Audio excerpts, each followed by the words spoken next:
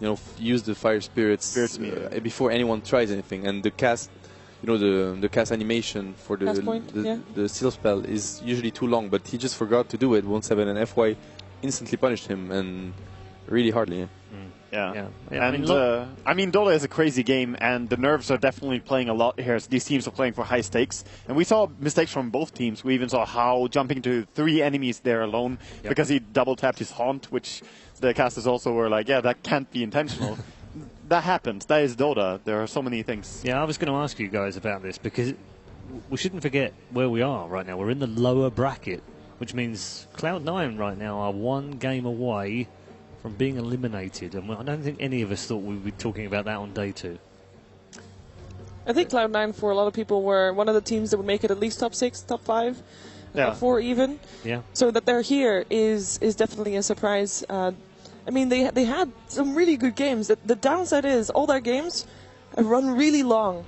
And I think if you lose a couple of these late game games, as they just did, that's gonna have an impact on your mentality. That's gonna maybe get some trust issues. You might not be able to trust yourself anymore in that game, and I think that's the bigger picture for them here to work at. And confidence-wise, Ben, they've got to forget that now, surely, because confidence is going to be pretty dented after what happened yesterday and then what's happened today. Yeah, they've kind of got to forget about that, and I know for a fact that.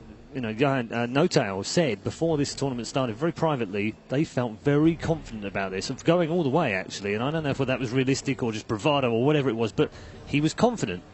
That's got to have disappeared now.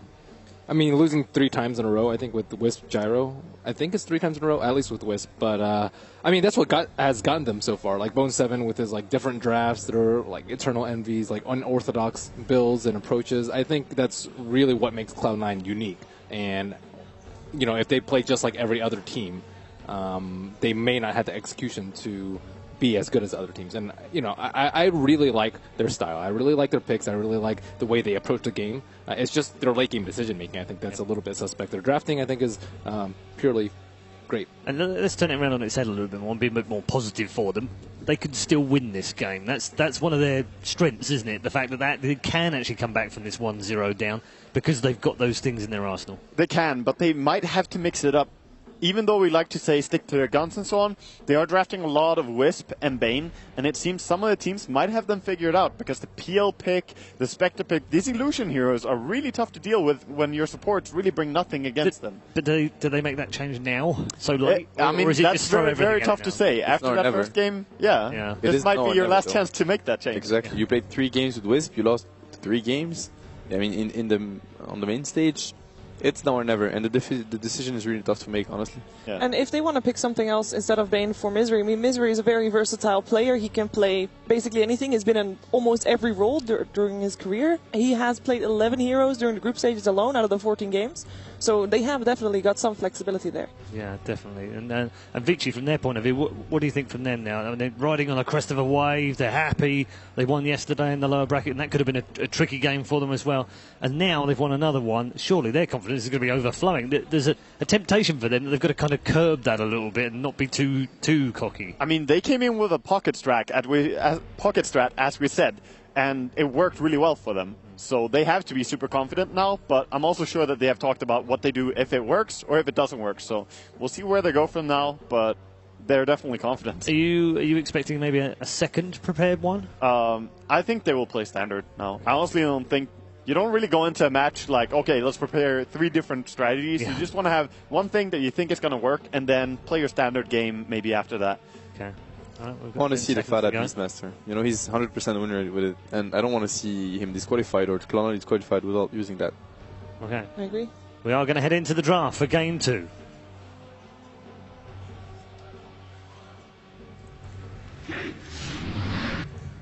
Cloud9 versus Vici Gaming. Game 2. I'm actually completely with you on that, Matt, that the Cloud9 Beastmaster, they have utilized it so well. All the 3 games they played with it, they crushed. It was not even that they won. They dominated those games. So maybe if they want to get it here, they will have to pick it in the first 2. I remember when we were actually playing against them as a team, it was back in Star Ladder. They were first picking. Every team would first ban Beastmasters. Yeah. No one's doing it. And the hero has not changed. You know, the meta changes a bit, but the hero is the same. possibly even stronger now. Yeah, possibly even stronger. Yeah. So I don't see why they wouldn't do it. Glimmer Cape. Yeah. I mean, dude, Necrobook, man, like he doesn't care. I just hope they just go for what they're good at. But I mean, it's a tough decision to make because now or never. You might also leave with the regret that you stick to something that was not working. I think they're just drafting the way they are because they're like, okay, we're not going to get the Gyro in the second phase, we're not going to get the Wisp in the second phase, but we might get the Beastmaster there. But teams are figuring out that we can play against Wisp. We know sort of what works, but Beastmaster, they really don't want to play against that. So every team that plays against C9 here seem to just ban it in the second phase. But I'm curious to see. This drafting phase is going to tell a lot going into a second game. Yeah, Cloud9 already unsure about what to ban out last year. I mean, Undying is still in the pool. We saw that ban out in the first two previous game. And it turns out to be Lina, Super's Lina, even though at the start of the game previously might not have had a big of an impact as it had, well, as I thought it would have. Yeah, it still played a very key role though. It's just that confidence, having Aghanims on Lina being able to burst even BKB heroes, it's very relaxing for you in a team. EM and Wisp. That's what I would like to see from Cloud9. And I know the Wisp has not won a single game yet, but I mean, it could still work really well for them. They also stick to the Wisp Gyro for the biggest part, and maybe that was the real issue. Yeah, I still think that the Wisp can work, but it's as you say, you need to have the vision on the enemy team so that you can get the kickoffs and control the map. And they're going to do something completely different. They will go for Undying. Well, it is aggressive though, it's going to take the fight to the enemy. We've seen them run a lot of Pugna with Undying, and they also first picked the two of them, especially since Bone 7 started drafting for them. Yeah. Being able to decrypify the Tombstone is a huge thing that has not been utilized that much in different tournaments. And it's a rather recent change as well, so there hasn't been many chances to abuse it. But it's super strong. No, it really is, and fighting into Undying is already very, very hard, obviously, and fighting into Undying plus the Pugna ward, it's just a nightmare. You don't want to deal with that. I've played with Fada a lot in FPL, which for those who don't know is a very high skill in-house league, where he would draft something like Undying Pugna, which they are running a lot here, and Razor, and it's just a disgusting lineup that you have a hard time going into. Yeah, it's extremely hard to deal with. That's and they went SF again. Shadow Fiend indeed. SF on Dire for the second time. The Lina ban's pretty scary, I think, by Cloud9, because now they don't have a solution for the Gyrocopter. I think a lot of times we see Gyrocopter lose, he just gets Laguna in and just dies. And without that, and with Queen of Pain being kind of ignored in this first phase, they don't really have a good solution to Gyro. The Undying is a different approach though by Cloud9, which I think is good. Yeah. Wisp has not been working out so well. No, not so well. In the second phase, do you reckon they will ban the Rubik now, C9? They pretty much have to. I hope they do. And on the other side, I hope they don't, because I really love seeing FY on that, but at the same time, it was so scary. You do not want to face that again, I think. What scares me a bit about Cloud9, you watch them draft, and it's pretty much the 5 of them that are giving ideas and talking. He can be really good, but he can do a lot of damages sometimes to a team, because then you can't really think. The lineup you drafted is not really thought through. You don't really have a plan B. You're just discussing heroes, bans. Too many people contributing to the draft can be very detrimental, because you steer away from your original plan, and it's better to have one idea then. But that's also a very common thing. When a team is losing, more people try to help with the draft, so to say, by saying something. It's very natural. Yeah. I'm sure you have experienced that as well, being a drafter. Yeah, it happens a lot. It's very natural. It's then the role of the captain to make sure he deals with it correctly and get a more disciplined way to draft. So it's going to be up to Bone 7. But having ideas, obviously, from everyone is always great. It's just about not mixing it up too much and making sure the synergy is still there. So far, not too much revealed from either of these teams, apart from Cloud9 securing very strong team fight. But same for Vici Gaming. Cold On is a massive spell in team fights, and Winter Wyvern, of course, as well. So, no big tells. We see Ice Ice Ice. I would love to see his Timbersaw again. Oh yeah. That's an icon hero for Ice Ice Ice. Yeah, he's absolutely insane with that hero. Like he creates so much space He forces you to run after him. He's really, really good with that hero. We haven't seen him run it so much, at least not in the main event at all, actually. In main event, not at all. He played it once during the group stage, I think, against for Reb's Huskar, rather. Sorry. Yeah, he did great that game. Oh, Anti-Mage gonna be banned out, so no Eternal Divine's Anti-Mage.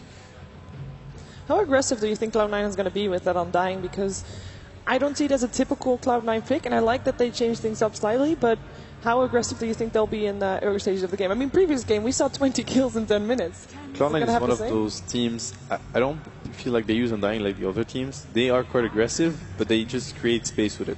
You know, they act like they want to fight, and some teams, they just go literally YOLO with it. Like, they just go S5, they dive towers. The way they Cloud9, you often see Cloud9 pick Undying, for example, with Anti-Mage or with Phantom Lancer. You know, they just create space for the others to farm because you need a lot of resources in order to shut down Undying's aggression. It's a scare pick, basically, to keep the enemy away so you can farm up and get all that, as you say, space for your safe laner. But it could also be taken to the aggression, but it's scary to do so. Against the Gyrocopter, he still brings so much damage, and he's a very good hero at killing the Tombstone. So, there we go. Rubik, respect ban by C9. FY, you did it. Both teams have ignored Queen the whole ban pick phase. Yeah, there are a lot of dual lanes Last available game as well, for Cloud9.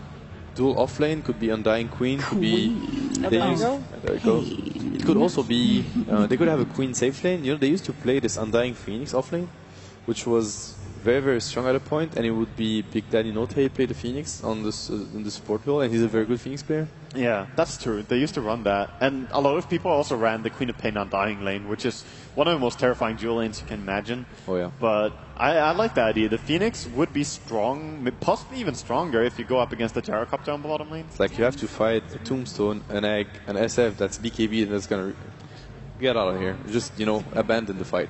Most teams against Wonder Wyvern, they auto-ban the Darkseer too, which is... I mean, they have to spend one ban on the Brood, one ban on the Rubik just because they got destroyed by it last game, but at the same time, Cloud9 really has, like, no good way to, like, take fights, like, no clockwork to keep them in place, and with a Tombstone, you always want something that forces your opponents to fight. Spirit Breaker, you know. I wouldn't mind seeing an Earthshaker from them as well.